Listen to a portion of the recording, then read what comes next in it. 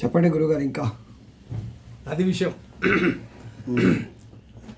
బాగుంది. చాలా థ్యాంక్స్ రఘు గారు. మీరు ఇట్లా మా కళాకారులను పోషించడానికి మీరు తీసుకున్నటువంటి రిస్క్కు మీకు నా యొక్క కళాభివందనలు తెలియజేస్తున్నాను. ఇంకా ఇలాగే మీరు మా తెలంగాణ ఛానల్ గురించి మీ అభిప్రాయం చెప్పండి. మీ తెలంగాణ ఛానల్ గురించి అభిప్రాయం ఏంటంటే, నాలాగా ప్రతి ఒక్క కళాకారుని మీరు ఇంటర్వ్యూ చేసి మీరు యూట్యూబ్లో చేస్తున్నారు కాబట్టి అది తెలియకుండా మీరు కళా పోషకులు, మీరు కళాకారులను ప్రోత్సహించినట్టే మిమ్మల్ని నేను భావిస్తున్నాను. మీలాంటి వాళ్ళు ఉండడం వల్ల మా అటువంటి కళాకారులకు ప్రోత్సాహం దొరుకుతుందని మనస్ఫూర్తిగా చెప్పుకుంటూ మీ ఛానల్కు మీరు ఇప్పుడుండే యూత్కి ఏం చెప్తారు గురూజీ? యూత్కు నేను చెప్పేది ఒకటే, కళను నమ్ముకోవాలి. ఒకటి మనస్ఫూర్తిగా. జీవనోపాధి ఉందా? జీవనోపాధి ఉందా లేదంటే నేను చెప్పను రఘు గారు. కాకపోతే ఏంటంటే జీవనోపాధి ఉందా లేదా అనేది మన పర్సనల్ విషయం అది. కానీ కళను మాత్రం నమ్ముకున్న ప్రతి కళాకారుడు ఏంటంటే నమ్మిన విధంగా సాధన చేయాలి. మెయిన్ అవి చెప్పండి. ఆ స్కిల్స్ చెప్పండి. స్కిల్స్ కళాకారులు చెప్పండి. జీవనోపాధి ఉన్నదా లేదంటే నేను కరెక్ట్ చెప్పలేను. కాకపోతే ఏంటంటే కళారంగంకు వచ్చిన ఏ కళాకారులు ఎవరైతే ఉన్నారో వాళ్ళు కళారంగాన్ని వాళ్ళు మనస్ఫూర్తిగా నమ్ముకొని దాన్ని నమ్ముకున్నట్లుగా అంటే సాధన చేయాలి. మెయిన్ ఒక పాట పాడితే జానపదం అన్నిటికంటే జానపద గేయాలు పాడినప్పుడు సాధనతోటే ఉంటుంది. అది చాలా రాగాలు ట్విస్టులు బాగుంటాయి అందులో. చెప్పండి. రంగమ్మో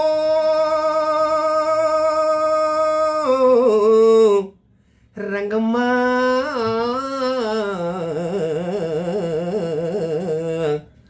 రంగమ్మ ఇటువంటి ట్విస్టులు ఉంటాయి జానపద. విడుపులు ఇది ఎప్పుడు వస్తుంది అంటే సాధన చేసినప్పుడే వస్తుంది. విరుపులు అంతే. గమకాలు విరుపులు అవి ఏమిటంటే సాధనతోటి వస్తాయి. అవును. ఆ గమకాలు పలకాలంటే ఎంతో సాధన ఉండాలి. అది మెయిన్ ఇంపార్టెంట్. ఇప్పుడు గల్లీలలో డ్రైవింగ్ చేయడం కష్టం, హైవే మీద డ్రైవింగ్ చేయడం ఈజీ. అది ఇది కూడా అంతే. సన్న గల్లీలలో డ్రైవింగ్ చేయడం అంటే గమకాలు పలకడమే. ఎంతో స్కిల్ గా డ్రైవింగ్ అన్నట్టు ఇది. అది మన వాయిస్ ను అట్లా అంత మలుచుకోవాలి దాన్ని. మైసమ్మో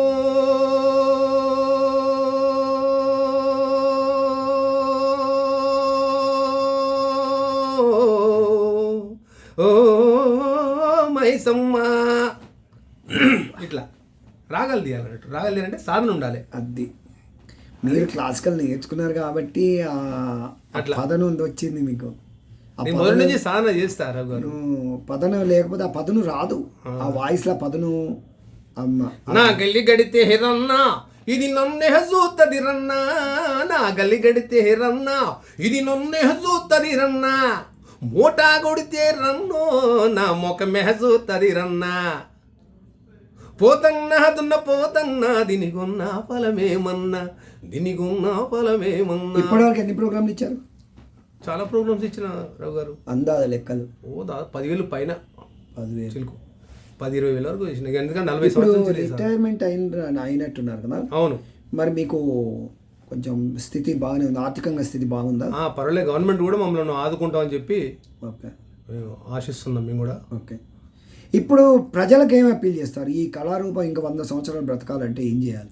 నేను పాడే పాటలు అన్నీ కూడా 100 సంవత్సరాల కింద పాటలు పాడుతున్నాను. ఇప్పటికి పాడాను. ఆ పాటలన్నీ ఈ పాటలు మళ్ళీ 100 సంవత్సరాల దాకా ఉండాలంటే ప్రజల ఎంకరేజ్మెంట్ ఉండాలి, పోషకులు ఉండాలి. అంతే. ప్రజలు దాదాపుగా అన్ని పాటలన్నీ వెనుకటి పాటలు ఇప్పుడు అల్లో నేరడల్లో అల్లో నేరడల్లో అల్లల్ల నేరాడింగల్ల నేరాడింగల్లో నేరడల్లో ఇటువంటి పాటలు ఇవి దాదాపు 70-80 ఏళ్ళ కింద పాటలు ఇవి. అవును. ఇప్పటి కాదు ఇవి. ఇంకేమైనా ఉన్నాయా అలాంటి కొత్త ప్రయోగాలు మీరు చేసినటువంటి? నేను ప్రయోగం చేసింది ఇది ఒకటే. ఇది పాట 5,000 చరణాలది. ఓకే. అది ఒకటి ఆడియో కూడా రిలీజ్ చేసిన. కాకపోతే ఏంటంటే అది ప్రజలకి వెళ్ళిపోవాలి ఆ పాట. ప్రజలకి వెళ్ళిపోవాలి. కానీ ఇప్పుడు మీరు అంత ఆర్థికంగా నిలదొక్కుకోలేకపోయారు కదా మీకున్నటువంటి జ్ఞానానికి, మీకున్నటువంటి హోదా. కళారంగం అంటే నమ్ముకున్నప్పుడు కళారంగం కొన్ని ఉడకదొరు కూడా వస్తాండే రావు గారు. సినిమాలలో ఏమైనా పాడారా? సినిమాకు పాటలు రాసిన, సినిమాలు కూడా పాడినారా? మిస్టర్ రౌడీ వీడి లోకల్ అనే సినిమా ఉన్నది. ఆ సినిమా పాటలు మొత్తం నేను రాసినానే. శ్యామలే గణేష్ గారు అని ప్రొడ్యూసరు, హీరో కూడా ఆ సినిమాలో. నన్ను బాగా ప్రోత్సహించిండు. ఓకే. 2-3 సినిమాలు కూడా రాపించిండు, రాసిన. ఆ పాట మొత్తం పాటలు నేనే రాసిన. ఇంకా కూడా 2-3 ఆఫర్స్ ఉన్నాయి. కాకపోతే ఏంటంటే కళారంగానే నమ్ముకొని ఉండాలి మనం ఎప్పుడు ఆశించు. అది ఎప్పుడు కూడా ముళ్ళబాటనే. ముళ్ళబాటలో పోతుంటాడు, ఎప్పుడో ఒకసారి పూలబాట వస్తుంది. పూలబాట అయితే మనం పూలబాటలు పోవాలనుకుంటే మనం అది ముళ్ళబాట అయితే పూలబాడుతుంది.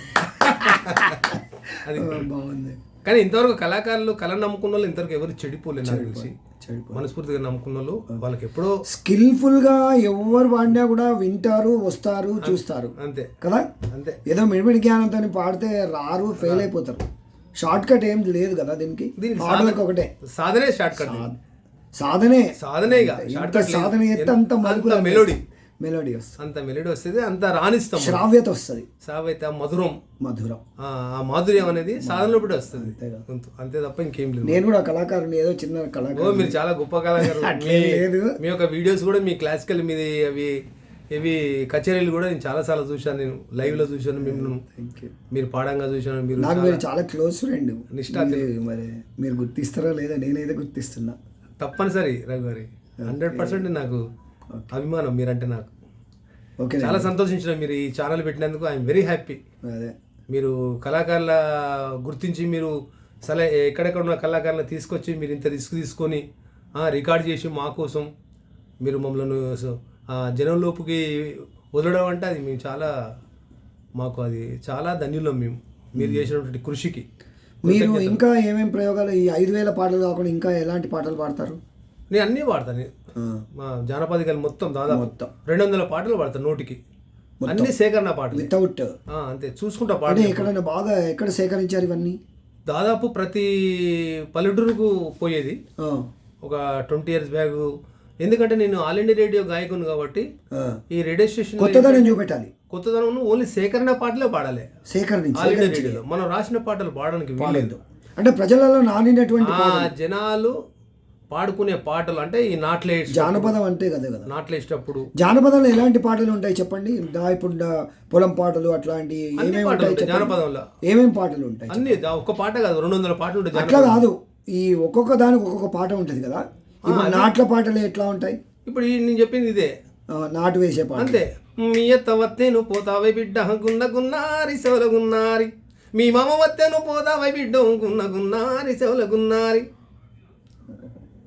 పొమ్మనే తందుకు నీకెట్ల నూరొచ్చే గున్నగున్నారి సెవలగున్నారి, నీకెట్ల నూరొచ్చే నాకన్న తల్లో గున్నగున్నారి సెవలగున్నారి.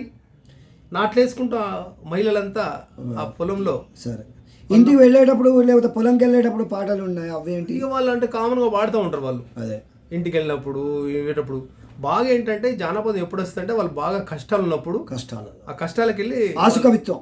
అంతే. ఒక మెయిన్ సింగర్ ఉంటుంది అందులో, ఆ అమ్మ పాడుతుంది.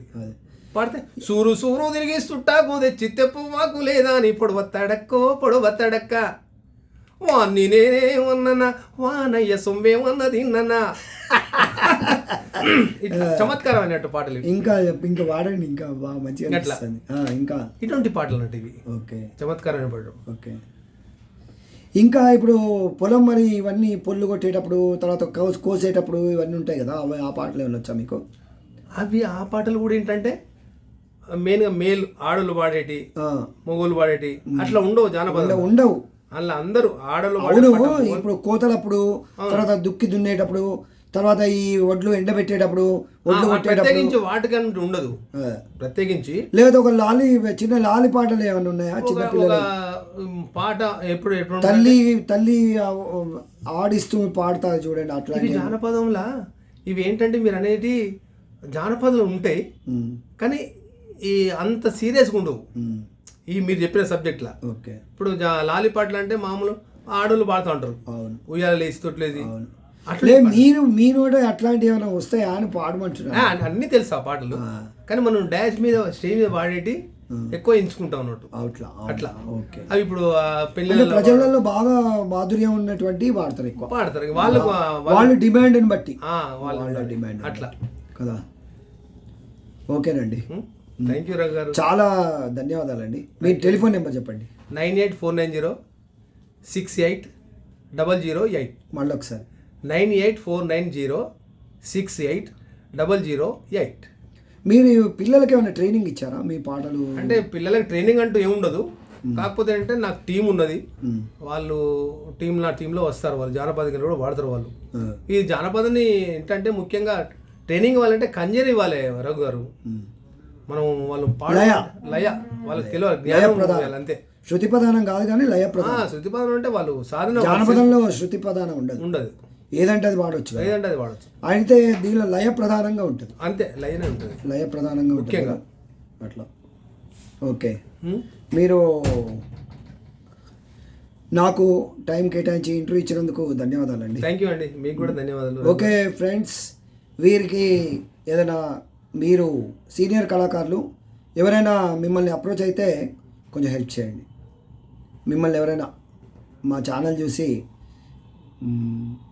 అదే ప్రోగ్రామ్స్ కానీ లేకపోతే ఆర్థికంగా కానీ ఏదైనా అన్న గురువు గారు మాకేమన్నా చెప్పండి, నేర్పండి అంటే కొంచెం చూడండి. గురుగారు, థ్యాంక్ యూ గురుగారు, నమస్కారం అండి.